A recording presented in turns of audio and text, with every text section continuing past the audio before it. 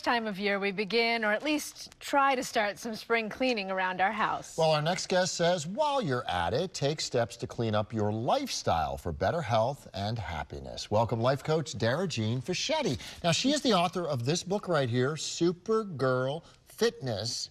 And Dara, nice to have you with us. Thank you. Nice to be here. And so, yeah, so you're not talking about picking up some, Windex and paper towels, although it's a good time to do that. True. We're talking about cleaning up our lives. So how and what is the best way to do that? Well, just like you would spring clean your wardrobe or your home, it's out with the old and in with the new. And the best place to start is with your mindset.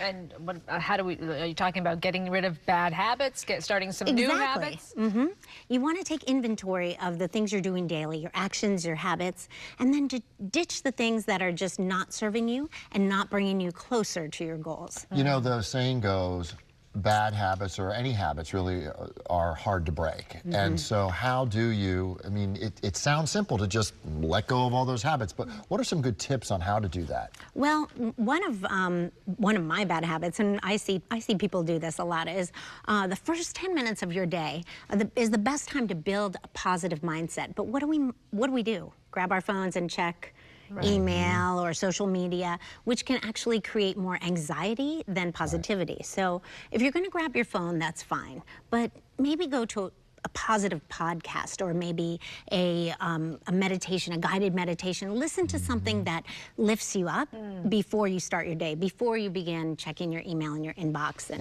all do that. something What a great inspiring. idea. Yeah, put yourself in a great place. I could learn from that. I go right to the local news, right, first thing in the morning. I should probably give myself a chance. That could be a little depressing. It can be sometimes. It can. And let's talk about our nutrition, because this is so important too. Yeah. Spring cleaning your plate is all about eating cleaner, just getting back to the basics of fruits and vegetables. And again, you What have a concept. Yeah, I know, right?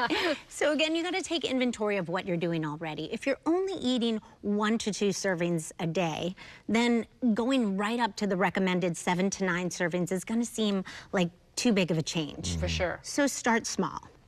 Add in 1 to 2 servings a day for a week, and then go up as the weeks go on. Right, and you've got, I love these plates, because that should not be filled with steak. Right. That's where your vegetables go. This should be your protein. Exactly. So your protein should be about the size of your palm. Yeah, about 4 or 6 ounces, depending on what your body needs. Then what do you do when you get hungry? Because a lot of people who are used to eating bigger portions maybe will get hungry a couple of hours later. So what do you suggest to them? Well, what I like to do is take a bowl and put some produce in it that doesn't require refrigeration, like tomatoes or apples or pears or an orange, and put it on my counter. And then I see that as I walk through the kitchen, and it reminds me to eat something healthy. And you can eat more vegetables. You can eat more, like the volume of vegetables you can eat is much more than the volume of like spaghetti. Right. So you probably won't get that hungry if you're eating a lot of vegetables. And the fiber fills you up too. That's true. Let's talk about working out.